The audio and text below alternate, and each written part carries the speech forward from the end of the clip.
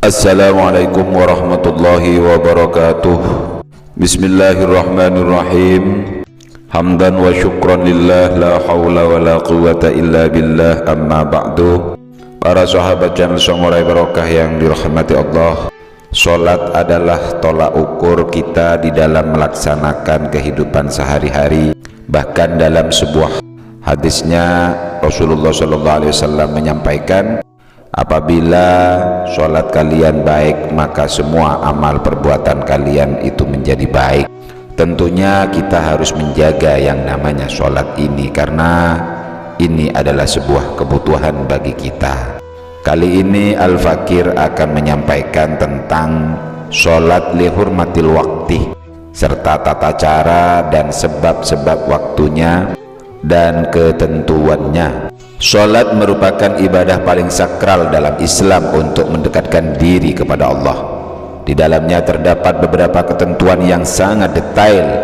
Di antara kewajiban yang harus dipenuhi sebelum melakukan sholat adalah harus suci dari hadas kecil dan besar. Menutup aurat dilakukan di tempat yang suci dan menghadap kiblat. Setelah semua itu terpenuhi, baru ia diperbolehkan mulai melakukan sholat. Namun sholat yang dilakukan tidak sekedar gerakan biasa dan bacaan biasa pula. Ia harus melakukan gerakan-gerakan yang sesuai dengan ketentuan sholat dan membaca beberapa bacaan yang sudah menjadi ketentuan. Semua ketentuan di atas wajib dipenuhi sebelum melakukan sholat, dan jika ada salah satu yang tidak terpenuhi, maka konsekuensinya sholat yang dilakukan tidak sah. Hanya saja dalam beberapa keadaan seseorang diperbolehkan melakukan sholat meski tidak memenuhi ketentuan-ketentuan di atas. Kebolehan ini berlaku apabila dilaksanakan di waktu, tempat, atau kondisi tertentu yang tidak memungkinkan memenuhi sebagian atau semua syarat sah dan rukun sholat. Dalam literatur kitab fikih dikenal dengan istilah sholat lihurmatil wakti atau sholat untuk menghormat waktu. Bagaimana penjelasannya? Mari kita bahas satu persatu. Definisi dan dalil sholat lihurmatil wakti. Menurut Syekh Imam An-Nawawi dalam kitab Majmu' Syarhil Muhadzab, sholat lihurmatil wakti adalah: 1.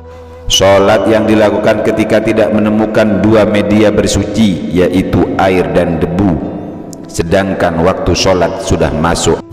2. Sholat yang dilakukan dalam keadaan tidak sempurna disebabkan tidak memenuhi syarat dan rukun sholat. Sholat ini dilakukan dalam rangka menghormati waktu.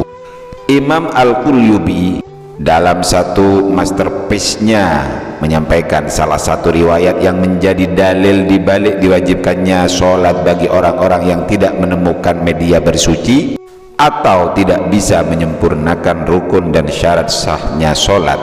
Sayyidah Aisyah radhiyallahu anha menyampaikan sebuah hadis sebagaimana yang diriwayatkan Imam Al-Bukhari dan Muslim. Rawat Aisyah annaha asta'arat kiladatan min asma'ah fahalakat faarsala Rasulullah sallallahu alaihi wasallam unasan fi talabiha fahadaratis salatu walaisu ala wudu'in walam yajidu ma'an fasallu wahum ala ghairi wudu'in faanzalallahu ayatat tayammum.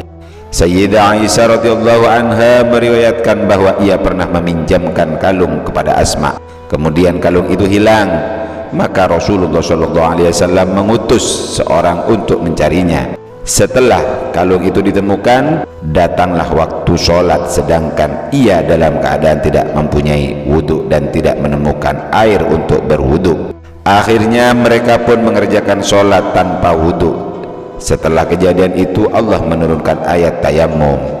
Menurut Al-Hafidh Ibnu Hajar Al-Asqalani, hadis di atas menjadi dalil diwajibkannya sholat bagi orang-orang yang tidak menemukan media bersuci, baik air ataupun debu. Sebab sahabat Nabi saat itu melakukan sholat karena mereka meyakini bahwa sholat tetap wajib sekalipun dalam keadaan tidak mempunyai wudhu. Dan juga jika seandainya semua ini terlarang, maka sudah pasti Rasulullah akan mengingkarinya. Pendapat ini merupakan pendapat ulama madhab Syafi'i, Imam Ahmad, mayoritas ahli hadis dan kebanyakan ulama madhab Syafi'i, Ibnu Hajar al-Asqalani, Fathul Bari, Syarah Sahih Bukhari. Sebab-sebab yang membolehkannya. Ada beberapa faktor yang bisa menjadi penyebab seorang melaksanakan sholat lihurmatil waqti. Faktor-faktor ini bisa disimpulkan menjadi 4 bagian. 1. Tidak menemukan sarana untuk bersuci baik berupa air atau debu, dan dalam literatur kitab fikih dikenal dengan istilah faqidut tahuraini. 2. Dalam perjalanan, sekira jika turun dari kendaraan untuk melaksanakan sholat akan tertinggal dari rombongannya atau khawatir hartanya dicuri orang lain, hal ini bisa terjadi dalam perjalanan dengan kendaraan seperti bus, kapal, kereta api, pesawat, dan lainnya. 3. Sholat dalam keadaan najis dan tidak ada debu untuk menghilangkannya, sementara itu yang ada sangat dibutuhkan orang-orang yang bersamanya saat dahaga. 4. Orang yang sedang disalib atau termasuk dipasung, berada di perahu, dan orang sakit yang tidak mengambil air atau bisa mengambil namun tidak bisa melakukan wudhu. Sholat lihurmatil waqti adalah ibadah yang sah dan menggugurkan kewajiban saat itu. Artinya seandainya setelah melakukan sholat seseorang meninggal dunia, maka dirinya tidak dihukumi meninggalkan sholat dan tidak dianggap maksiat. Meski demikian, sholat yang dilakukan karena 4 faktor di atas, menurut ulama madhab Syafi'i wajib mengulangi sholatnya, sebab sholat itu hanyalah sarana untuk menghormati waktu sholat yang sudah masuk dan bukan sepenuhnya menghilangkan kewajiban sholatnya. Niat dan teknis pelaksanaannya. Sebagaimana penjelasan di atas, semua syarat sah dan rukun-rukun sholat wajib dipenuhi ketika melakukannya, seperti bersuci, menghadap kiblat, dan memenuhi rukun-rukun sholat. Namun dalam keadaan yang tak memungkinkan syarat sah dan rukun dilaksanakan secara sempurna, syariat Islam fikih memberikan dispensasi bagi umat Islam untuk melakukan sesuai kemampuan. Dalam konteks inilah sholat lihurmatil waqti disyariatkan. Adapun lafaz niat sholat lihurmatil waqti untuk sholat duhur, yaitu usolli fardhu duhri 4 raka'atin lihurmatil waqti lillahi ta'ala. Saya niat sholat duhur 4 rakaat sebab menghormat waktu karena Allah Ta'ala. Begitupun dengan lafaz niat sholat lihurmatil waqti untuk sholat asar, maghrib, isya, dan subuh. Hanya perlu mengubah lafaz nama sholat dan jumlah rakaatnya. Pelafalan niat berstatus sunnah, yang wajib adalah niat dalam hati bersamaan dengan takbiratul ihram. Sedangkan teknisnya, jika memungkinkan untuk berdiri maka berdiri, kemudian melakukan ruku dan sujud sebagaimana mestinya yang diakhiri dengan salam. Namun jika tidak memungkinkan dan harus dilakukan dengan cara duduk serta tidak bisa melakukan ruku dan sujud sebagaimana ketentuannya, maka teknis yang tepat ketika ruku adalah menundukkan kepalanya. Setelah itu iktidal, kemudian sujud dan menundukkan kepala lagi lebih rendah daripada praktek saat ruku.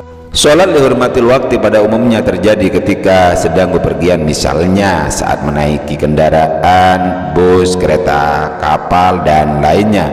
Sebagaimana teknisnya, mari kita bahas secara pelan-pelan. Habib Hasan bin Ahmad bin Muhammad Al-Kaf dalam kitab Taqriratus Sadidah menjelaskan bahwa orang-orang yang sedang menaiki kendaraan seperti bus, kereta api, dan perahu wajib untuk menyempurnakan rukuk dan sujudnya, serta wajib menghadap kiblat dalam semua sholatnya. Tentu saja kewajiban ini berlaku bila kondisi memungkinkan untuk melakukan semuanya. Jika tidak memungkinkan, maka boleh baginya melakukan sholat sebagaimana yang ia bisa. Begitu juga orang yang sedang bepergian dengan menaiki kapal, pesawat. Jika ia tidak mampu untuk melaksanakan sholat tepat pada waktunya sebelum naik pesawat atau take off, atau setelah mendaratnya pesawat atau landing, wajib baginya sholat di dalam pesawat dengan cara rukuk dan sujud secara sempurna, serta wajib pula menghadap kiblat jika hal itu memungkinkan. Jika tidak, boleh baginya melakukan sholat sebagaimana yang ia bisa. Habib Hasan bin Ahmad bin Muhammad bin Salim Al-Kaf dalam kitab Takriratus Sadidah. Pembagian faqidut tahuraini seperti disebutkan ada 4 madhab. Dilaksanakan sholat lihurmatil wakti diantaranya lantaran sakit yang membuat seseorang tidak bisa melakukan wudhu dan tayamum. Ia harus melakukan sholat lihurmatil wakti semampunya meski tanpa bersuci. Penyebab lainnya adalah tidak adanya media bersuci, yakni air dan debu atau faqidut tahurain. Kasus yang kedua ini lebih sering terjadi karena lebih banyak disebutkan dalam kitab-kitab fikih.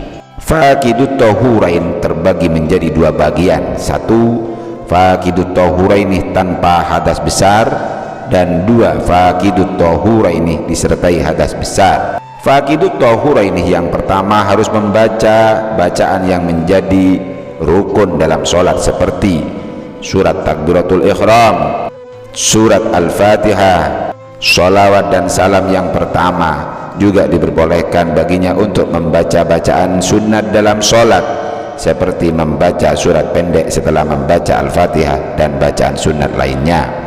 Sedangkan faqidut tahuraini yang kedua tidak diperbolehkan menambah bacaan-bacaan sunat, ia hanya diperbolehkan membaca bacaan-bacaan wajib saja seperti yang telah disebutkan.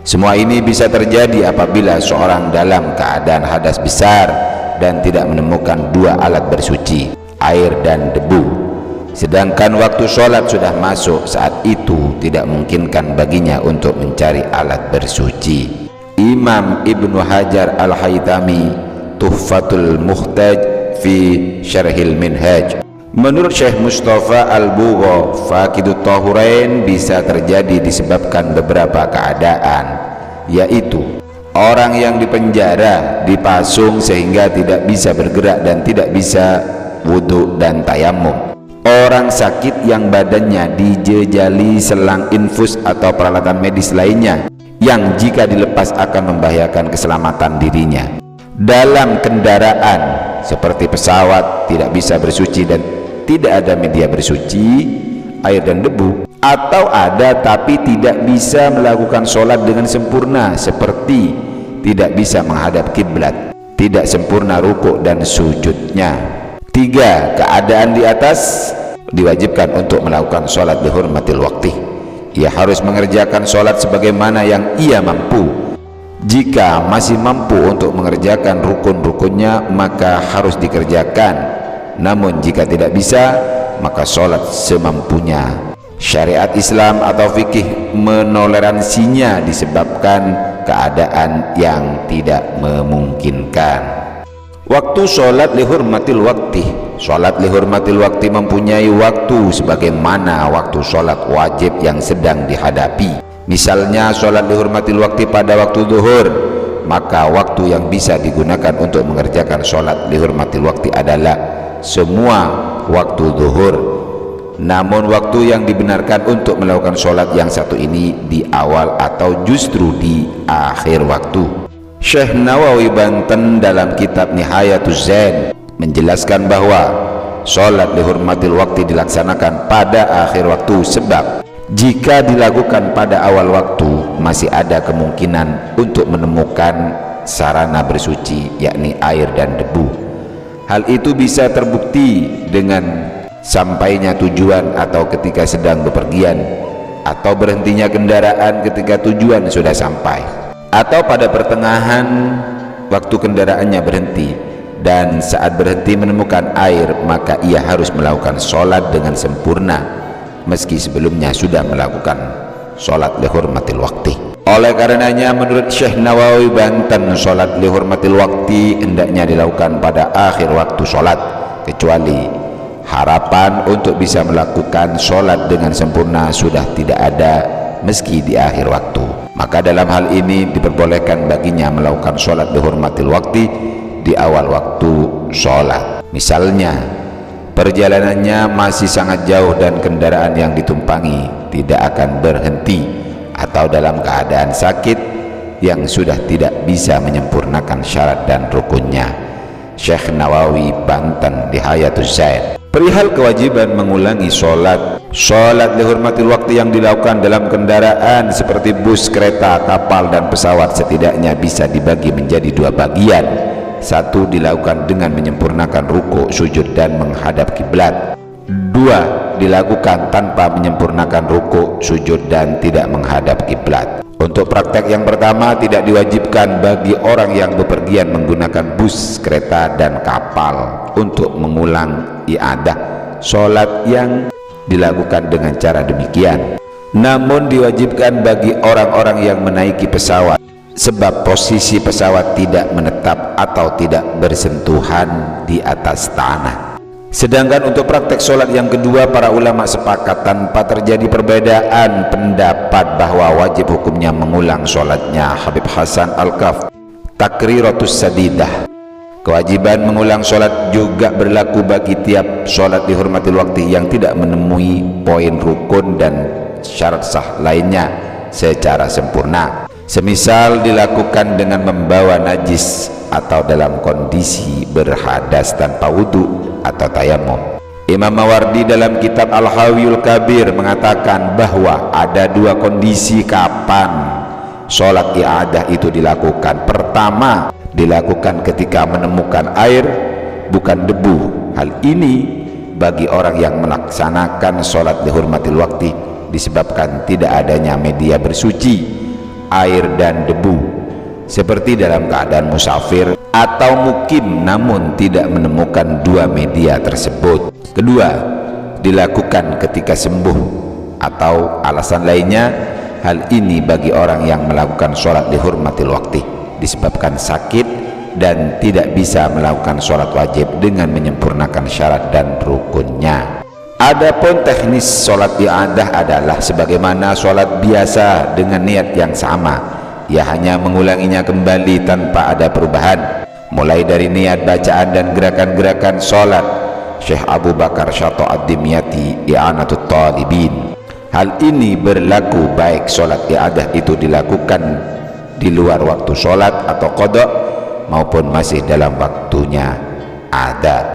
Dari penjelasan di atas dapat disimpulkan bahwa sholat dihormatil waktu menempati posisi yang sangat penting dan tidak kalah wajib dengan sholat fardu biasanya. Baik dilaksanakan satu karena kendala media bersuci, tidak ada air dan debu sehingga masih dalam kondisi najis dan hadas, ataupun dua karena kendala fisik di pasung, perjalanan, di kendaraan umum, atau desakan situasi sehingga tidak mampu rukuk, sujud, menghadap kiblat, atau bersuci sebagaimana mestinya.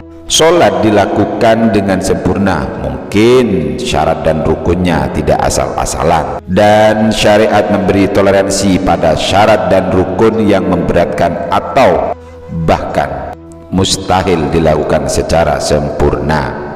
Meski tetap wajib mengulang, sholat dihormatil waktu sudah membebaskan seseorang dari perbuatan maksiat meninggalkan sholat, sebagaimana penjelasan awal. Jika seandainya setelah melakukan sholat dihormatil waktu ia meninggal, maka ia tidak dianggap sebagai hamba yang meninggalkan sholat. Wallahu a'lam bishawab. Para sahabat channel Samurai Barokah yang dirahmati Allah, itulah pembahasan tentang sholat dihormatil waktu, niat. Semoga apa yang telah Al-Fakir sampaikan ini bermanfaat untuk kita semuanya, dan semoga kita semuanya dijadikan oleh Allah Subhanahu wa Ta'ala orang-orang yang selalu taat di dalam menjalankan ibadah, khususnya ibadah sholat. Jangan lupa bantu terus channel Samurai Barokah ini dengan cara like, tonton, dan subscribe channel Samurai Barokah. Assalamualaikum warahmatullahi wabarakatuh.